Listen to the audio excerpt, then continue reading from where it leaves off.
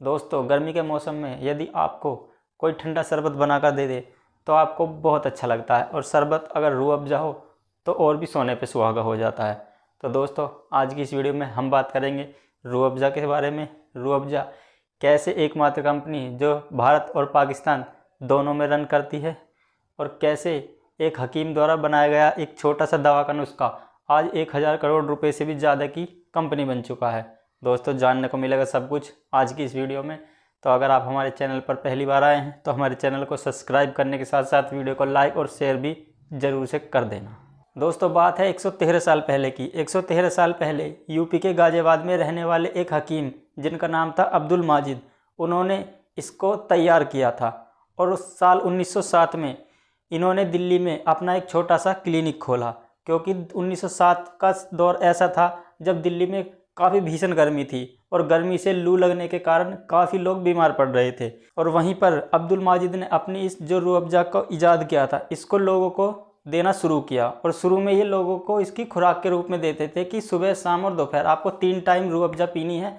और उसको पीने से लोगों को इतना फ़ायदा हुआ कि जिन लोगों को लू लग रही थी या जिनको गर्मी के कारण बीमार पड़ रहे थे, वो लोग इसको पीने के बाद काफ़ी राहत महसूस करने लगे। और शुरुआत में ये लोगों के बीच एक दवाई के रूप में अपना नाम बनाने लगी। और देखते ही देखते अब्दुल माजिद का ये कारखाना रूह अफ़ज़ा की वजह से काफ़ी फेमस हो गया। और जो लोग इसको अब केवल दवा के रूप में लेते थे, अब वो लोग इसको शौकिया भी पीने लगे। और लोग इसको गर्मी में बहुत ही ज़्यादा मात्रा में पीने लगे, जिससे वो गर्मी से भी बचते थे और उनको लू से भी ये बचाने का काम करता था। लेकिन शुरुआत में ये बोतल में पैक नहीं आता था। शुरुआत में अब्दुल माजिद इसको खुले में बेचते थे, यानी कि जिसको भी लेना होता था वो अपना घर से कुछ बर्तन साथ में लेके आता था, और हकीम अब्दुल माजिद उसको थोड़ी थोड़ी मात्रा में सभी को दे देते थे, जिससे कि उनका काम ऐसे धीरे धीरे चलने लगा। हकीम अब्दुल माजिद के 2 बेटे थे, अब्दुल हमीद और मोहम्मद सईद। दोनों पिता के साथ ही हमदर्द दवाखाने में उनका हाथ बटाते थे। और साल 1920 आने के बाद हमदर्द दवाखाना एक कंपनी बन गया, और ये उस कंपनी को धीरे धीरे रन करने लगे। लेकिन फिर इतने में ही 1947 आ गया।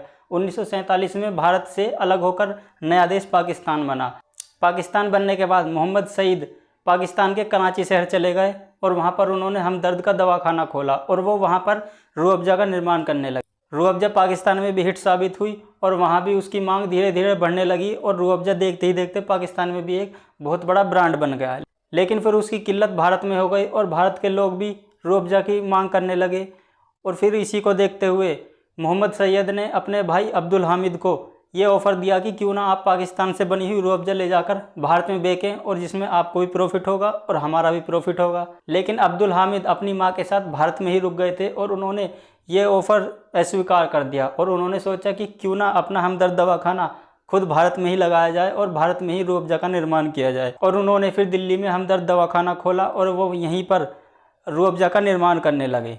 और क्योंकि ये भारत में पहले से ही हिट था, यहाँ पर बनने के बाद लोगों ने इसको हाथों हाथ लिया, और ये देखते ही देखते भारत में भी एक पॉपुलर ब्रांड बन गया। लेकिन शुरुआती दौर में इसका प्रोडक्शन काफ़ी कम ही हो पाता था, क्योंकि उतने रिसोर्सेज भी नहीं थे अब्दुल हामिद के पास कि वो ज़्यादा से ज़्यादा रूह अफ़ज़ा का निर्माण कर सकें। लेकिन फिर इन्होंने धीरे धीरे साल 1971 में गाज़ियाबाद में भी अपना हमदर्द दवाखाना खोला, और उसके बाद साल 2014 में गुड़गांव के मानेसर में भी एक नया प्लांट शुरू किया, जहाँ पर हज़ारों बोतलें रूह अफ़ज़ा की रोज़ाना बनने लगी। और रूह अफ़ज़ा के साथ साथ ही इन्होंने और दूसरे प्रोडक्ट भी बनाना शुरू किया, जैसे कि हमदर्द साफ़ी, रोगन, बादाम शेक, ऐसे अलग अलग तरह के प्रोडक्ट भी बनाने शुरू किए, जिनकी मार्केट में काफ़ी मांग भी बढ़ी और जिनको लोग पसंद भी करने लगे।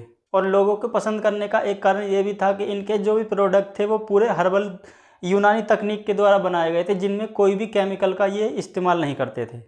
और यही चीज़ लोगों को इनके प्रोडक्ट के साथ अटैच करती गई, और जिससे इनके प्रोडक्ट की मांग धीरे धीरे मार्केट में बढ़ने भी लगी। लेकिन फिर हमदर्द के साथ कुछ विवाद भी जुड़े, और एक समय पे ऐसी अफवाह उड़ी थी कि हमदर्द दवाखाने में केवल मुस्लिम कर्मचारी ही काम करते हैं, और हमदर्द दवाखाना केवल मुस्लिम लोगों को ही रोज़गार देता है, ये हिंदू लोगों को रोज़गार नहीं देता है। तो इसकी जब हमने थोड़ी रिसर्च करी, पड़ताल करनी शुरू की, तो हमें ये बात बिल्कुल ही गलत पाई गई। और हमने ये देखा कि जो कंपनी की साइट है उस पर भी कई बड़े बड़े पदों पर हिंदू लोग हैं जो इस कंपनी में काम करते हैं, या और भी छोटे लेवल पे भी बहुत सारे ऐसे कर्मचारी हैं जो और धर्मों के हैं और कास्ट के हैं। तो ये खबर बिल्कुल गलत थी कि इसमें केवल मुस्लिम लोग ही काम करते हैं, इसमें सभी धर्म के लोग काम करते हैं, और जब कंपनी के बड़े अधिकारियों से बात की गई और उनसे भी उनका पक्ष जाना गया तो उनका भी यही कहना था कि हमारी कंपनी में सभी धर्मों के लोग काम करते हैं और हम जाति धर्म देखकर किसी को नहीं लेते हैं, बल्कि उनकी योग्यता के आधार पर ही उनका चुनाव करते हैं, जिससे कि वो लोगों के लिए बेस्ट प्रोडक्ट बना सकें। और द हिंदू की 2018 की रिपोर्ट में इनका जो पूरा टर्नओवर था वो लगभग 700 करोड़ रुपए का था, जिसमें कि केवल रूह अफ़ज़ा का 300 से 400 करोड़ का कलेक्शन था। और गर्मी के टाइम में तो इसकी मांग और भी बढ़ जाती है, तो ये जो आंकड़ा है ये और भी ऊपर चला जाता है। और आज भारत में रूह अफ़ज़ा और हमदर्द एक बहुत ही बड़ा नाम बन चुके हैं और इसीलिए इनका टर्नओवर आज लगभग 1000 करोड़ से भी ज़्यादा का है।